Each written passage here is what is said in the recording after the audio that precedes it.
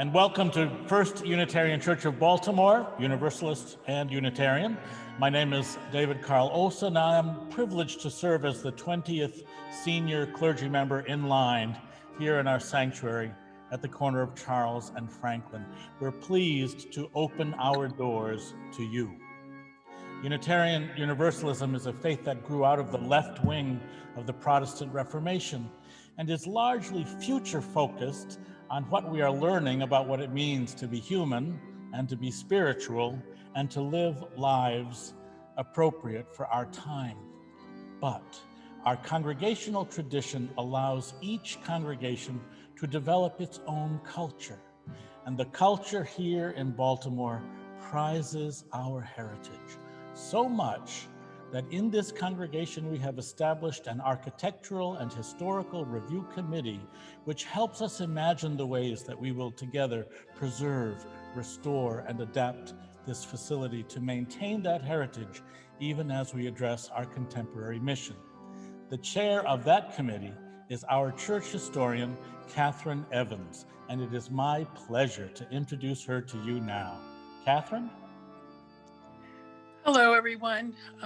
We wanted to share with you a bit of the experience of visiting First Unitarian Church. We're going to provide you with a tour, a bit of our history, and some music. To this end, we put together a program that includes the following elements: a history PowerPoint, a tour of the church and Enoch Pratt Parish Hall, which are also in PowerPoint, a conversation between our minister, Reverend Olson, and Mark West, the chair of our Buildings and Grounds Committee, about the ongoing nature of restoration in historic buildings. And in between these elements, you will hear from Jim Houston, our music director, playing the organ.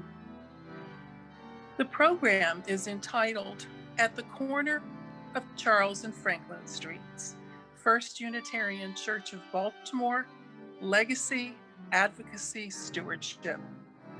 The participants include Jim Houston, David Olson, Mark West, and me providing content, and the technical wizardry of Judy Alexander and John Olin.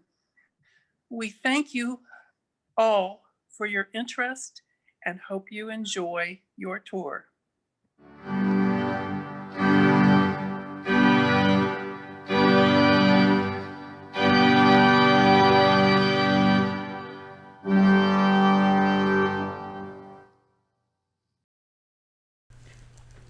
Hello, I'm Catherine Evans, the church historian at First Unitarian Church of Baltimore. I'd like to welcome you to a presentation of a little bit of our history. The story of First Unitarian Church of Baltimore begins with Dr. James Freeman. In 1783, as an Episcopal minister, he answered a call to King's Chapel in Boston, Massachusetts. Under Dr. Freeman's guidance, the congregation of that church became what is now considered the First Unitarian Church in America. Word of the new fellowship radiated from Boston, and many well-established churches in New England adopted this new Unitarian philosophy. In 1816, Dr. Freeman was invited to Baltimore to describe the principles of Unitarianism. In 1816, Baltimore was 89 years old and had been incorporated for only 19 years. The city had a population of about 62,000. On October 13, 1816, Dr. Freeman spoke to a large audience at Gibney's Hall, a ballroom on South Charles Street.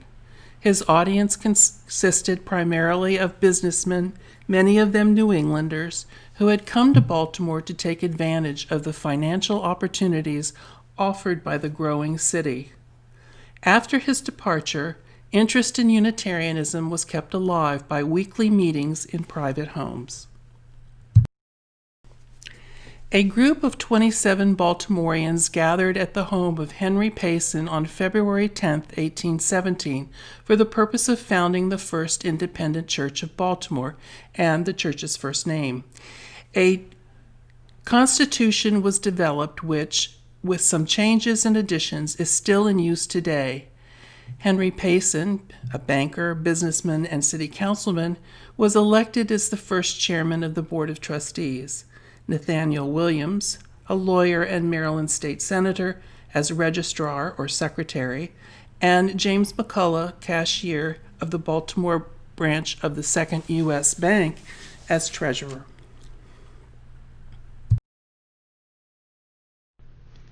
A fund of $17,000 was pledged to erect the new congregation's building.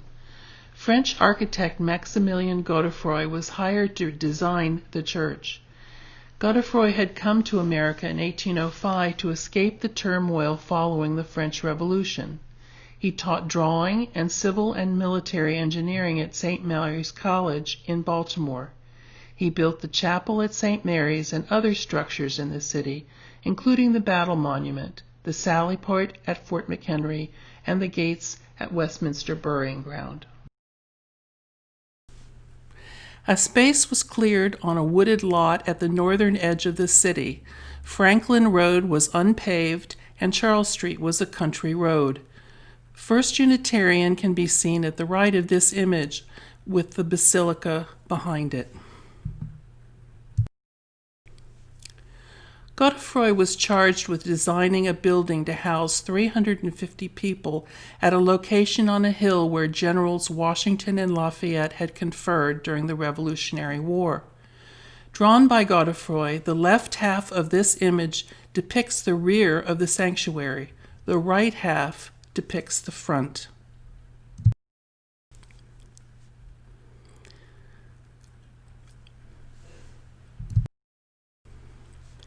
In a ceremony on June 5, 1817, the cornerstone was laid by the builder John Reddy. It contains coins, newspapers of the day, and a brass plate bearing the inscription, "Unto the King Eternal, Invisible, the Only Wise God," 1 Timothy verses 1 through 17 in Greek. In the 41st year of American independence, James Monroe being 5th President of the United States, this cornerstone of the first independent church of Baltimore was laid on the 5th day of June, 1817. Construction proceeded relatively rapidly, and although details were not quite complete, the church was dedicated and the first service was held on October 29, 1818. Dr. Freeman returned to Baltimore to conduct that service. October 29 is celebrated yearly as our Dedication Day. The transition from the square floor to the dome base was accomplished by 4 circular arches. Godefroy's design is considered a marvel of French Romantic classicism. It is a simple combination of a cube, 53.5 feet on each side, topped by a hemispherical dome, 53.5 feet in diameter. At the center of the dome was a circular window called an oculus, about 13 feet in diameter. Except for the bronze accents and the door frames, which were painted to resemble marble, the interior was entirely white. The oculus and 3 large windows on the east and west sides filled the room with light.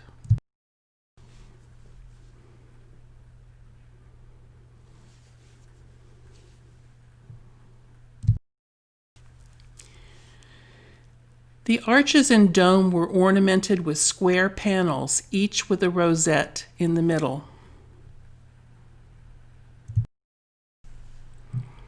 The foundation walls are of Maryland stone, with the outer perimeter about 4 feet thick.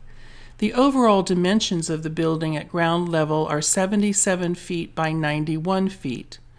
Godefroy wished to overlay the brick walls with rough-cut limestone blocks, but due to cost, substituted instead rough-cast concrete blocks about 14 by 56 inches. The concrete was scored to resemble stone blocks. Eventually, stucco was added, but you can see the original concrete when the stucco is under repair. The dome and roof are supported by large timbers from 4 box-like corners of the building. The south-facing entry of the church includes a portico fronted by 4 stucco-coated brick columns. The steps are Maryland marble.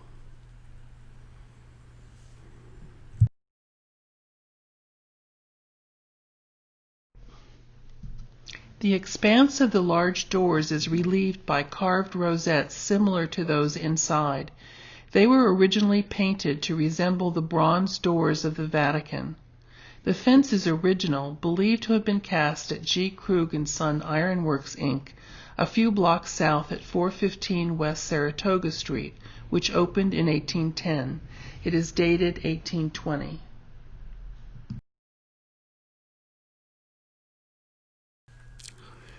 The cast iron lanterns were a gift of friends of the church founders, and Colonel Charles Ridgely of Hampton gave the iron pillars, which were cast in Baltimore.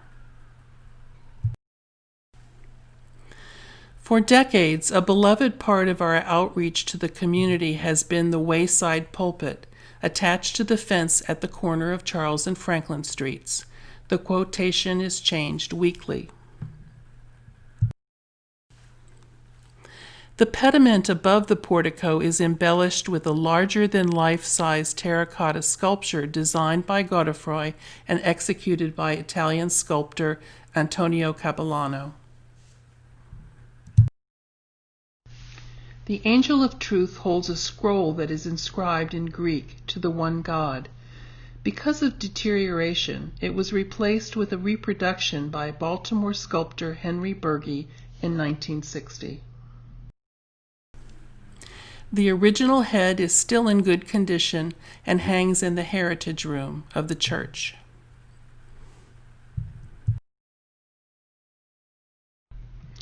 At the time of the redesign of the interior, many additional changes were introduced. The chancel was greatly expanded, and a flat north wall replaced the original curved one, allowing for the installation of the Tiffany mosaic and chancel window. 6 Tiffany side windows were added, as well as a baptismal font, a replica of the Norman font in St. Martin's Church in Canterbury, England. This is an image of the chancel prior to the changes. The chancel on the north wall of the sanctuary.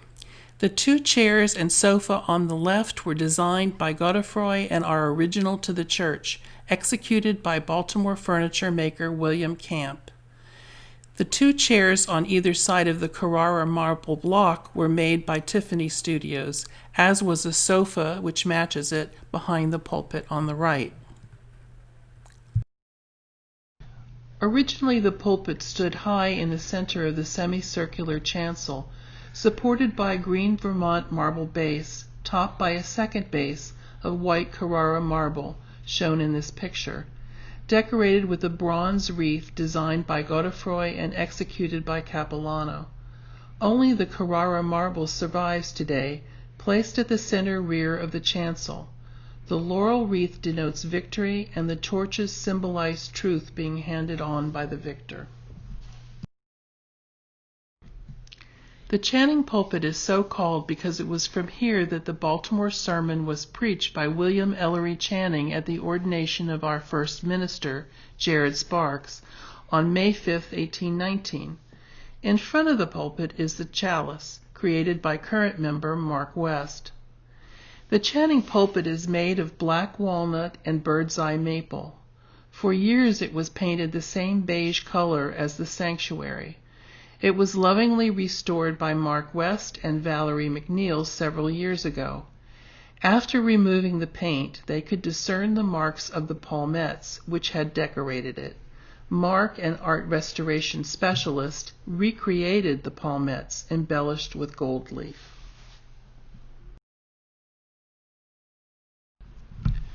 The first minister was Jared Sparks, a graduate of Harvard Divinity School. 55 members of the church signed a note underwriting his salary, including one woman, Susanna Williams. Sparks was also chaplain of the U.S. House of Representatives during his ministry in Baltimore from 1819 to 1823. He returned to Boston and was editor of the North American Review. Later, he became a professor of history at Harvard and the university president.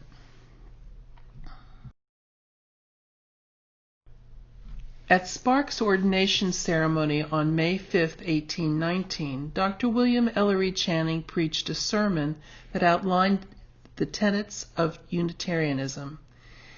Entitled Unitarian Christianity, with a text from 1 Thessalonians, "Prove all things, hold fast that which is good," Channing elaborated on the thesis that the Scriptures, when interpreted by reason, teach the doctrines held by Unitarians. The Baltimore Sermon was the last in a long chain of causes which led to the formation of a distinct Unitarian association in 1825, 6 years after it was delivered. Dr. Channing's sermon is still read, studied, and circulated in thousands of copies every year. For this reason, the Baltimore Unitarian Church is revered among Unitarian Universalists throughout the U.S., many of whom come to visit it. This commemorative plaque on the east wall was placed in the church by the American Unitarian Association on the centennial of the delivery of the Baltimore Sermon. The second minister, Reverend George Washington Burnup, was also a graduate of Harvard Divinity School. Highly regarded in Baltimore as well as in the Unitarian world, he enjoyed a long ministry from 1827 to 1859. During this time, he strengthened the financial position of the church after the calamity caused by the Panic of 1819 and raised the stature of the church in the community. Due partially to the dreadful acoustics in the sanctuary caused by the height of the dome, it was very difficult to hear beyond the first few rows. Poor acoustics plagued the services at the church throughout the 19th century. Various methods were tried to amplify the sound, including this shell placed behind the Carrara marble slab used at that time as the pulpit. After decades of struggling with the acoustics, a decision was made in the 1890s to change the interior by covering the dome. The reconstruction was under the direction of Joseph Evans Sperry, a Baltimore architect who was famous for designing Baltimore's Bromo-Seltzer Tower.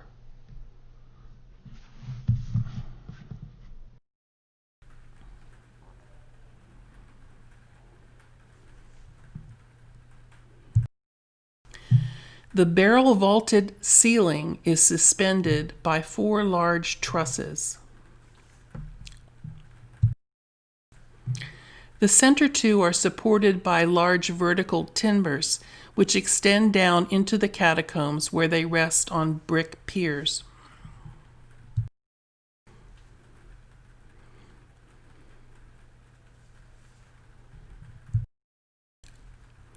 The original dome is still there, hidden above the barrel-vaulted ceiling.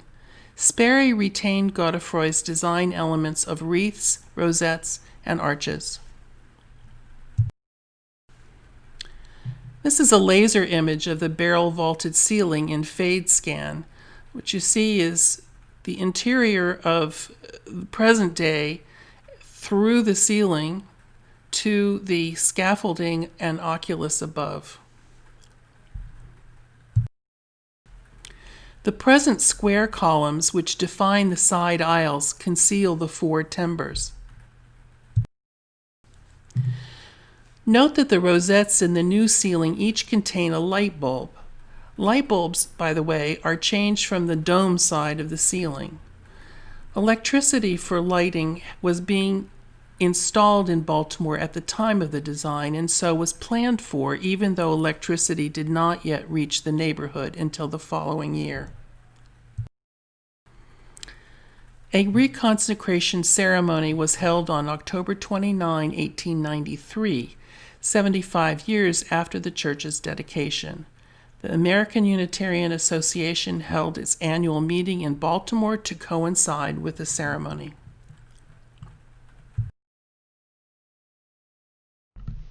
The talents of the Tiffany Glass Decorating Company of New York were used extensively during the period from 1894 through 1904. The 6 large windows on the east and west walls were designed specifically for this church and were constructed at a cost of $500 each. Contributors were the Eaton family, Mrs. Enoch Pratt, the Women's Alliance, and a general subscription from members of the church. The semicircular chancel window above the mosaic was designed and executed in the Tiffany Studios of New York and given to the church by Emma Marburg in 1904. The Greek letters in the design have ecclesiastical significance. The central group is a monogram with the letters Chi Rho, which are the first 2 letters of the Greek word Christos, or Christ. A smaller A on the left and an upside-down looking U on the right of the Chi Rho are the first and last letters of the Greek alphabet, Alpha and Omega, meaning the beginning and the end. The other symbols are abbreviations for the Greek words meaning Jesus Christ the Victor. The Tiffany mosaic of the Last Supper was a gift of the Eaton family.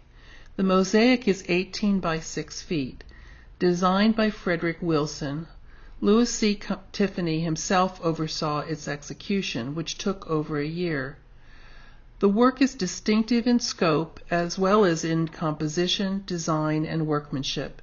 It comprises over 64,000 pieces of Favreau glass, which were cut, colored, and assembled by the women of Tiffany Studios under the direction of Clara Driscoll. These are details of the mosaic. In the image on the lower right, you can see the attribution to the Tiffany Glass Studios. The Henry Niemann built organ was placed during the reconstruction of the interior. At the time, a question was raised as to the legal right to materially change the present edifice without the consent of all pew owners. Enoch Pratt did not approve of the extensive changes to the church, and because of them, he and Henry James, his brother-in-law and partner, declined to serve on the Board of Trustees. Thus ended Pratt's 45 years of service on the board.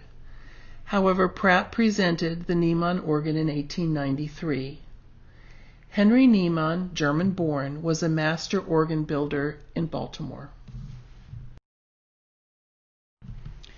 The 1893 Henry Niemann organ of the First Unitarian Church of Baltimore is the largest extant example of his work. It is excellent, full of rich tone, having superior mechanical design and an outstanding construction. Music director James Houston has cared for this historic instrument since 1967.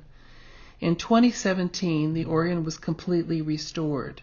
In 2018, the congregation celebrated the 125th anniversary of the organ and Houston's 50th year as music director.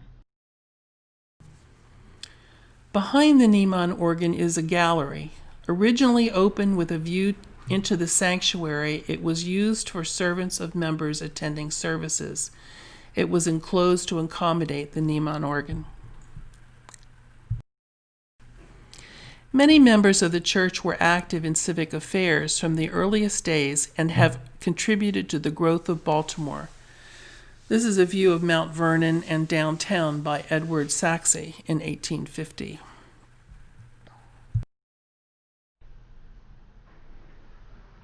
Henry Payson, the first chairman of the Board of Trustees, was a banker and businessman. He served 9 terms on the city council.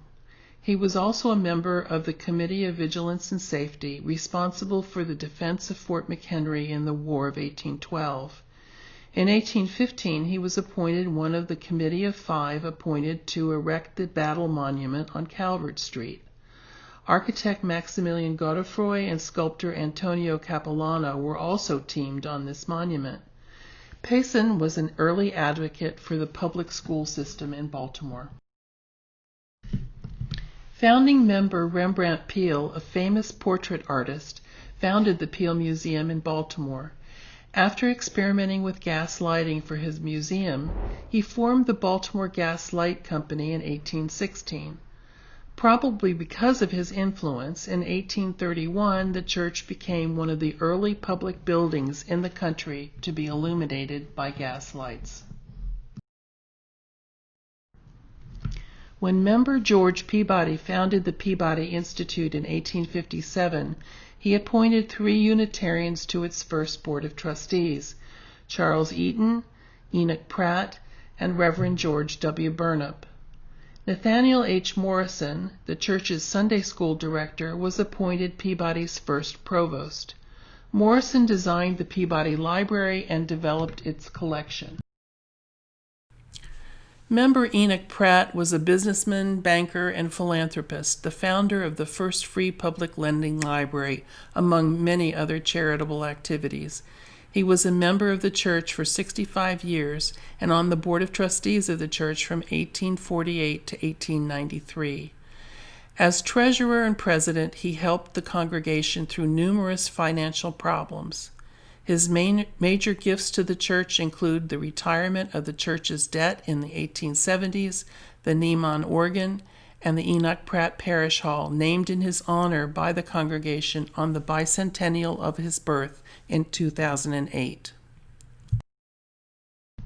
Since it was completed in 1879, the Enoch Pratt Parish Hall has been central to the activities of the church. Located at 514 South Charles Street, the interior is Eastlake in design. It houses a second, smaller Niemann organ, a model of the Angel of Truth, and intricate stencils of the names of important ministers, members, and organists. When the massive debt incurred because of the church's construction was retired in the 1870s, it enabled growth. The parish hall was built, originally called the chapel, to promote programming, much of which was based in outreach to the community. There were schools for disadvantaged boys and girls to teach skills to provide them with livelihoods. The interior of the church was also reconstructed during his time. Weld was a powerful speaker, drawing many to the church, even those who were not Unitarians. Both Woodrow Wilson and Jane Addams attended the church while they resided in Baltimore. Many men and women of the church devoted time and energy to improving the lives of the underprivileged in the city.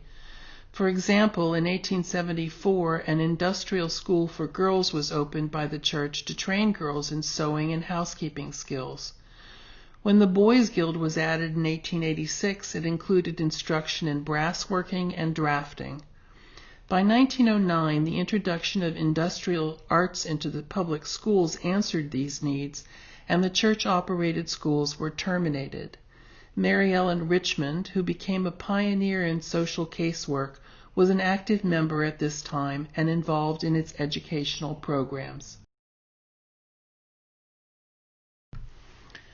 The First Unitarian Church of Baltimore merged with the Second Universalist Society in Baltimore in 1935, becoming the First Unitarian Church of Baltimore, Universalist and Unitarian. In the picture on the left, you see the location of the Second Universalist Society at Guilford Avenue and Landvale Street. To commemorate the merger of the two churches, a Universalist memorial lectern was commissioned for the chancel. In the picture on the right, you see Buildings and Grounds committee members Mark West, Jim Houston, and Judy Mayer place the Universalist memorial lectern on the chancel in 2019 after its restoration by Mark. It is difficult to summarize briefly all of the colorful events in the life of the First Unitarian Church of Baltimore. The first 100 years are described in detail in A Heritage to Hold in Fee by Rebecca Funk, then the church's historian. Since 1955, the church's extensive archives have been housed in the Heritage Room, originally the minister's study. Civic leadership and advocacy by church members and clergy has extended throughout the 20th and 21st centuries. The church maintained Channing House, a settlement house for public health on South Charles Street in the first 2 decades of the 20th century. During World War II, the parish hall was open daily as a servicemen's center, providing recreation, reading, and fellowship. In 1954, at a time of general exodus from the central city of Baltimore, the First Unitarian Church congregation decided to remain in its historic location in order to preserve its physical heritage and to testify to its faith in the future of the inner city. A building addition for religious education was constructed in the following year. This commitment was reaffirmed in the 1960s, and members were activists in the cause of civil rights. In response to the growing epidemic of HIV disease, members of First Unitarian Church were instrumental in founding HERO, Health Education Resource Organization.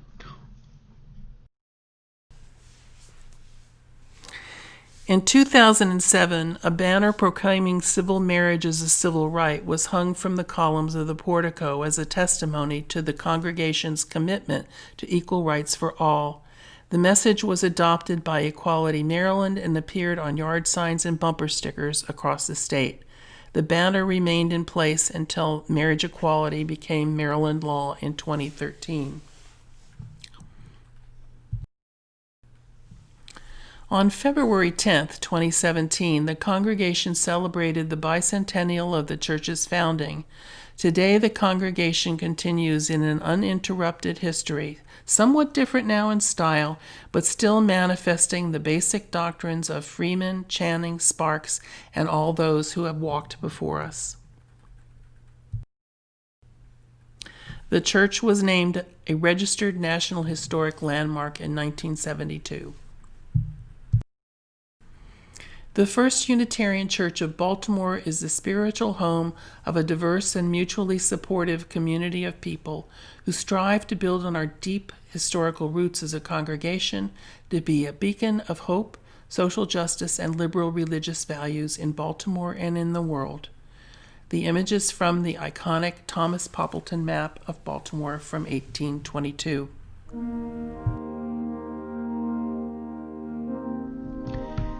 This history has been presented by the Architectural and Historical Review Committee of the First Unitarian Church of Baltimore.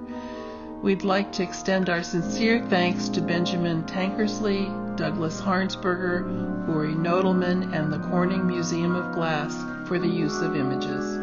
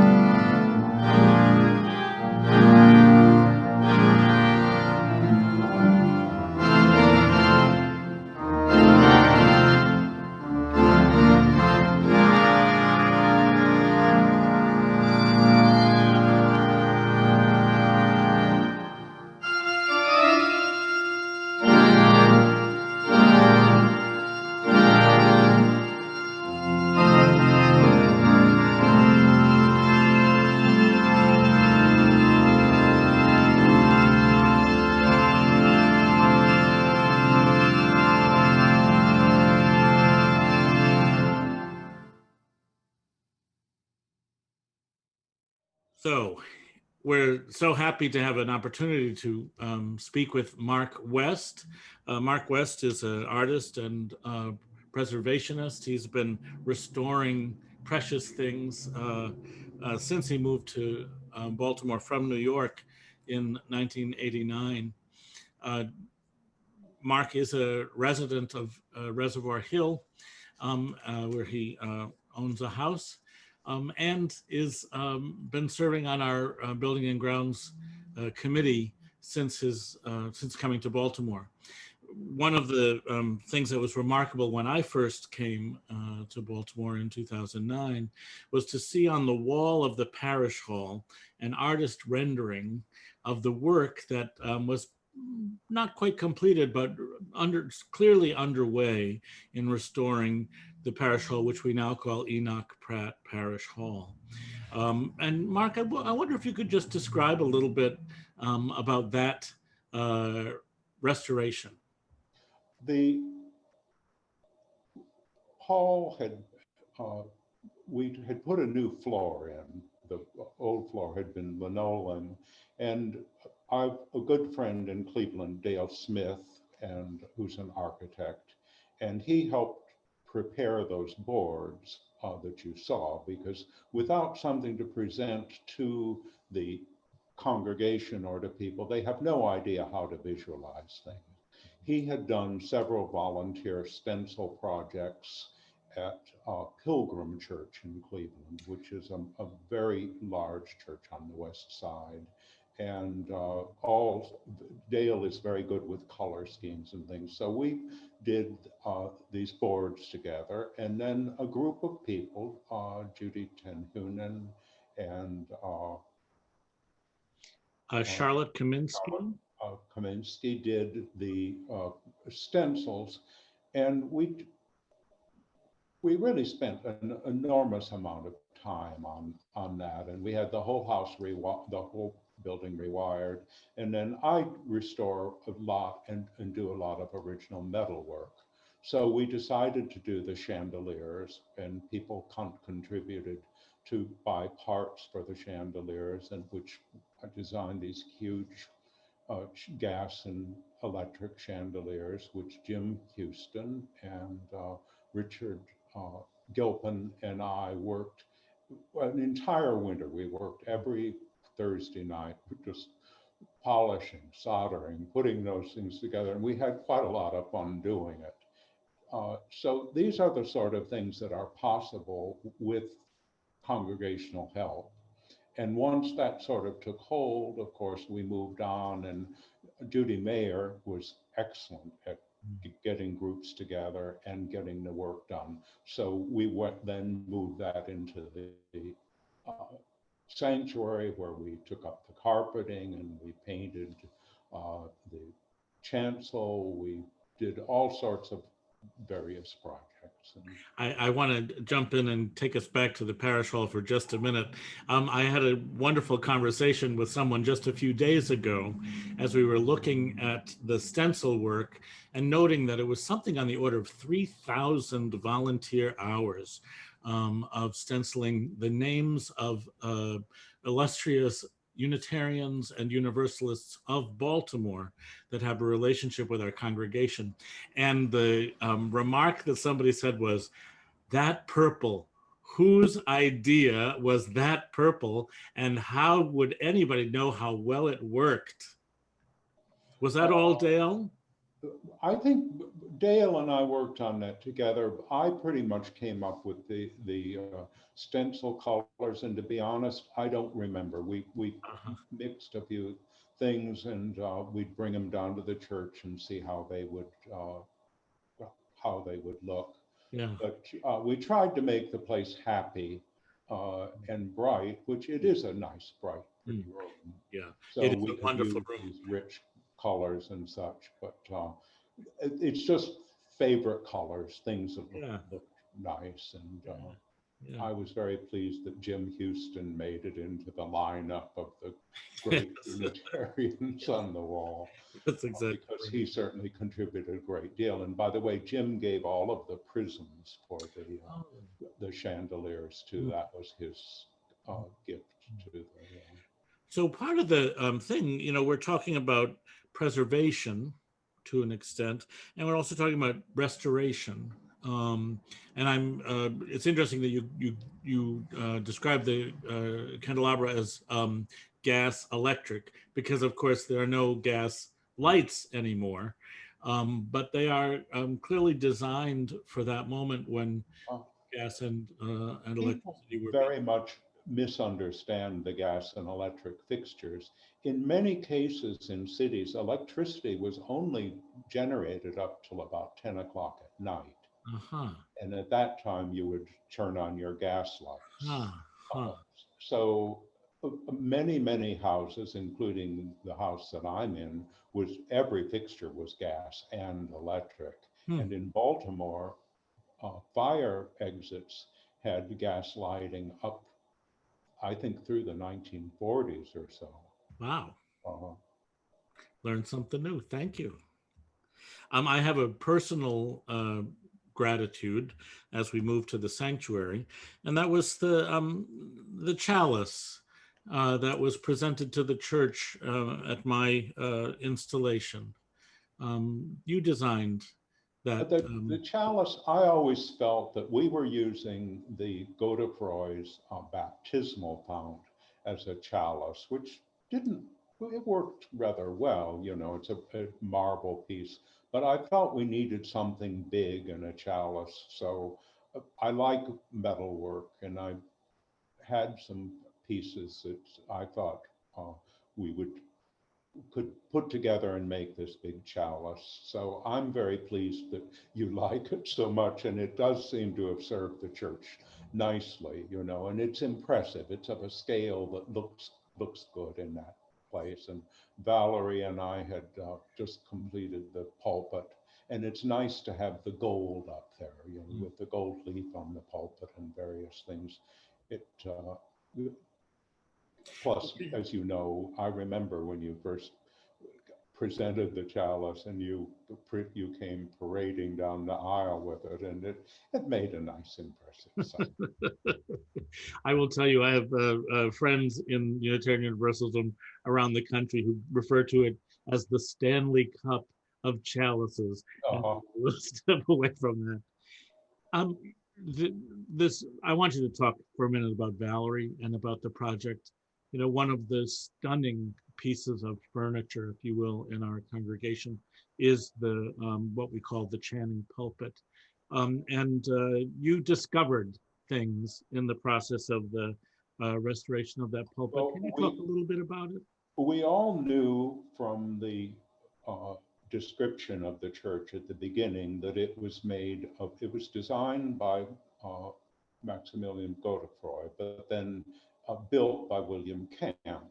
And if you ever go to the Historical Society, you will see what a fine cabinet maker William Camp is. They had some extraordinary pieces by him. But what we didn't realize, the pulpit had been stained dark in the 1840s restoration. And at that time, the relief decoration of these palmettes had been removed. But we discovered when we started stripping it that the back part of it was made of American walnut, which was a very nice contrast to that. And I will give Valerie worked her heart out stripping that thing. We'd come down there and put the radio on and strip away. And the silhouettes of the palmettes were quite distinct. So we were able to recreate them, I'm quite sure, almost exactly to what they were. And again, Valerie had never done gold leaf work, so we got together and did the gold leaf, which she had a lot of fun doing. And we burnished it. Part of it was water gilt. And we put a French polish finish on it, which is French polish is shellac, which is what was used on furniture at that time. And it's put on with many, many, many tiny little coats by wiping it on. So we had a very good time on that. And it was, you know, I would not have attempted it without Valerie to assist me, though. It was just too big of a job. And and I'll just say that then later, of course, Judy Mayer paid as a memorial to have the lectern from the Universalist Church restored as well. So the Universalist Church, when it merged with us, was able to sell its property, able to pay off a bunch of bills, and also to have a residue from which to commission a lectern to partner with our pulpit. Can you say a little bit about that work? And of course, that was work that was begun by Valerie, but Valerie started stripping the lectern and unfortunately died during the process. So Judy decided that she would hire me professionally to finish it off. And so the pulpit is made of a walnut, which went nicely with the walnut and maple on the pulpit. And we added, it's completely reversible for preservationists, but in the little panels at the top, we added tiger maple veneer into them so that it had a little relationship to it. And if anybody wants to pry that out someday, they can. I believe that pulpit was where the Van Camp pulpit, or the Channing pulpit, was done in 1818. The Universalist pulpit, I think, probably was from the 1930s. Right, that's what I recall. Also, you know, we've been talking about Valerie and Jim and Charlotte and others. This loving work is not only done by professionals, and I know that you and was it Jim spent the summer cleaning the mosaic in the sanctuary? The Tiffany mosaic actually cleaned quite quickly. It's, of course, glass. The grout work in it, or the cement panels that was put on, which is something called Keene cement, was tinted in certain cases. We were waiting for the big Mason and Hamlin piano movers to come and take it off the truck. We had just driven that from my friend Dale Smith's house in Cleveland. And the mover said they were going to be 4 hours late. And I said, I'm not going to sit here for 4 hours. Get some ladders. Let's work on this mosaic. So with Jim's help, we got some just, you know, a light soap and water, and we started cleaning the mosaic. And it was remarkable. It was not the most dramatic difference, but when the old coal dust and smoke came off of it and all of that film, it glistened and things came to life on it. And I don't know how many hours we put in it, you know, but it was not a huge job because it cleaned rather easily. And I think once that was done, many people appreciated the mosaic who perhaps sort of overlooked it, you know. And we're happy that it was featured at the Corning Glass Museum just a couple years ago. Photographs, of course. Yes. And if anyone is interested, it's well discussed in that book. And as you know, there were 3 versions of that mosaic. I believe ours is the one that was at the Paris Exposition, but I'm not 100% sure about that. Mm, mm, mm. So going from kind of the aesthetic to these kind of practical questions, we had volunteers who redid the roof. Can you tell me about That was a little before my time, but Uh-huh. Claire Milton, who is a brilliant guy, he developed the coatings that are on that as a chemist, and basically saved the church, I think, because the roof was in very bad shape. Now that is an elastometer over a foam on the roof, and it gets recoated and checked and things periodically. At some point, of course, we would like to think that we could get a semblance of the original roof back.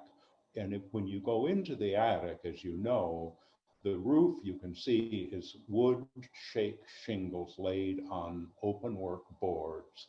And there are about 2-inch spaces between the boards where you can see the shingles, which are still under there. So at some point that might all get done. And the dome itself, I don't know how that was coated, if it was metal under there or if there's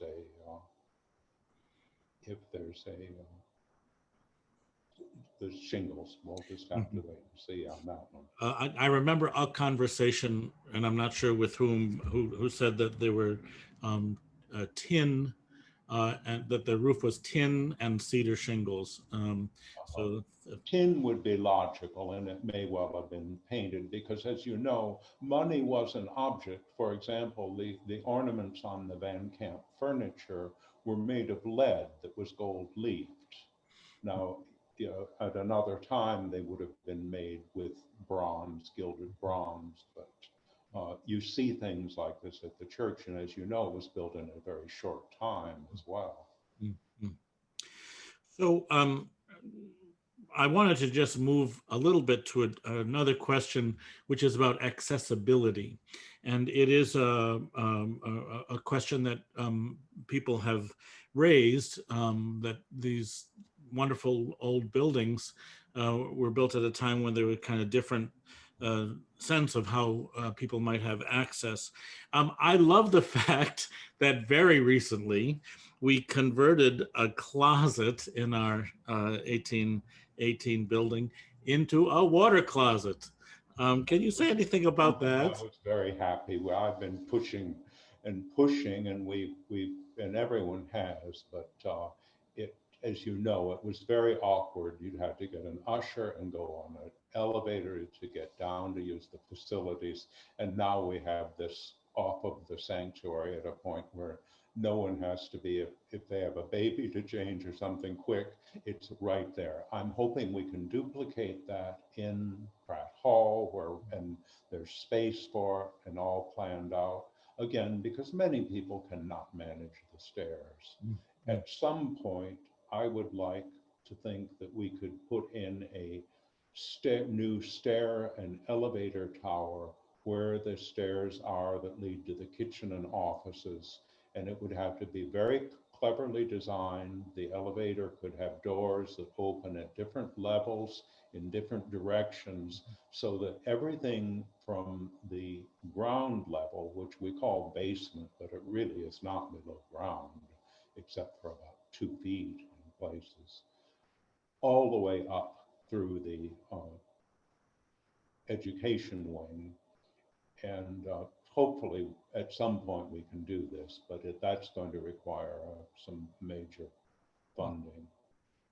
And I would love to have a richer conversation with you about that. Volunteer design work. Yep. I'd love to do, but as far as getting engineers and architects, right, they'll have to pull in on that project. Wonderful. So tell me a dream or two that you might have about this building. And one of the reasons I ask is I've been to a couple of workshops with preservationists who are talking about how grand church buildings like our own have to find other partners with whom to co-reside in these grand spaces. And, I have dreams about how the sanctuary itself, for example, could be more of a concert hall, a space that would be open for maybe some activities out of our Peabody neighbors up the street. And of course I'm a theater person, so I think about it in a particular way. So I have some big dreams about ways that our building can be seen as a community resource, which will require things like accessibility, will require some things about how we preserve and secure our own space, and therefore make it other spaces more open to the public. I wonder if you have some big dreams. Yes, I definitely have a dream, as you do, and starting at the bottom, I would like to. That's a very large ground floor under the church. It would have to be dug down to get enough ceiling height to put in the proper ventilation and air conditioning. But I would like to see that as a usable space with a large meeting room down there, some office and rooms for all of the church committees and service, that they would have their own little room, their own space, and get that organized. Part of that would also be service for the kitchen. We have a fairly good kitchen. We have had a kitchen expert look at it and tell us, really, other than renovation, it doesn't need a lot. We would take a little in the classroom behind it as a storeroom for the kitchen and what have you. The access elevator tower, I think, would be another part of that we had talked about. As you mentioned, the pulpit in the original church, as you know, was in the center of the podium. I don't know whether we would ever be able to move it back there, but if that could be moved, the pulpit is very fragile. It is constructed of tiny little blocks of wood cemented together. The glue is somewhat desiccated, so it's not something we want to be moving around at all. But that would leave that whole apron as a stage area. Mm-hmm. That apron could actually even be extended with portable risers or things. And as you say, that could be a very nice space for all sorts of events, certainly for little concerts. And of course, the organ, it would be nice to have a little better access to that too. Jim has put a great deal of time and effort into making sure that the organ is going to make it into the next century. So those are some of my dreams, and I would like at some point, I would like to get the whole stairway that goes up into the roof and dome. And we've talked about that with volunteers, painting and repainting. That is probably the only original part of the church that goes back to 1818. Mm-hmm. And it goes up to the service gallery, which was above the organ, has been closed off. But all of that is very interesting historically. So we've talked about getting showcases up there, being able to take tours. I would like to have a little better access to that incredible space above the dome or below the dome and above the barrel vault, so that when tours come, we could take people up there without having them to, today you have to be pretty young and athletic to climb up that ladder and risk it. It's not something. Yes.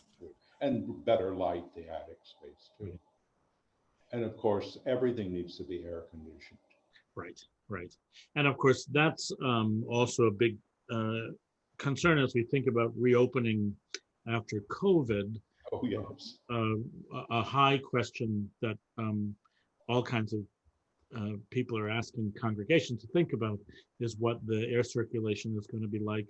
And maybe the last thing I'll ask you is, you know, I don't know what our future air circulation would be like, but can you tell the story of the ancient air I think circulation? it's very interesting because one of my friends who works at the Smithsonian and is a gaslight expert told me what this was. I noticed from the organ loft, you can see on the ledge below the barrel vault, there are probably 80 or so little gas jets on pipe all along there. And I thought, these do not, you know, what a strange place to have the lights.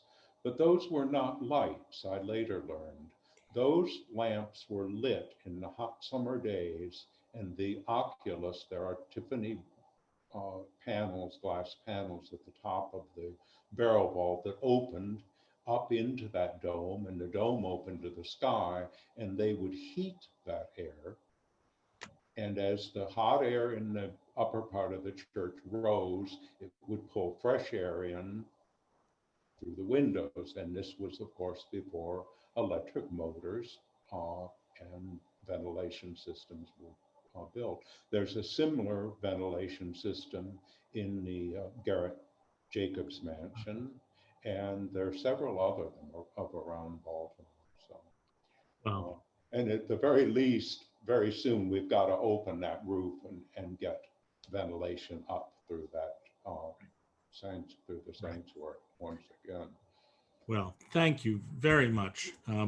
I hope people enjoyed this conversation, and I hope that this helps flesh out. Everyone will come see us and see all of our various treasures, past, present, and future. Absolutely, absolutely. Join us. We have a lot of fun as volunteers, I will say, on these jobs. It's amazing what you can do if you get the right momentum going, as you know. You're good at that. Thank you all. Thank you, David. Thank you. Yes, thank you. Thank you, Mark, and welcome all. We hope we'll see you at church sometime soon.